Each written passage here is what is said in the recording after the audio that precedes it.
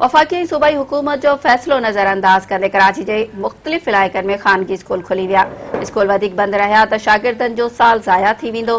तालीम वारे सूबाई वज़ीर सईद ग़नी ख़ानगी स्कूल खोलण जो नोटिस वठंदे रजिस्ट्रेशन मुअतल करण जूं हिदायतूं जारी करे छॾियूं आहिनि।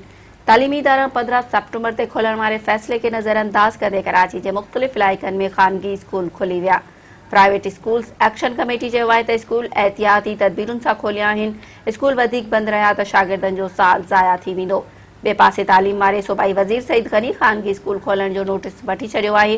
तालीम वारे वज़ीर सेक्रेटरी तालीम ऐं डीजी प्राइवेट स्कूल्स खे कारवाई जी हिदायत कई आहे। सईद ग़नी चयो आहे त सिंध में जेके ख़ानगी स्कूल्स खुलियल आहिनि उन्हनि जी रजिस्ट्रेशन फौरी तौर मुअतल कई वञे। सईद ग़नी चयो त लाॻापियल डिप्टी कमिश्नर उन्हनि स्कूलनि ख़िलाफ़ सख़्त क़दम खणनि। ॿारनि जी ज़िंदगी सां कंहिंखे बि खेॾण जी इजाज़त न ॾिनी वेंदी। हुन चयो त हुकूमती रिट खे चैलेंज कंदड़नि ख़िलाफ़ सख़्त खां सख़्त कारवाई कई वेंदी।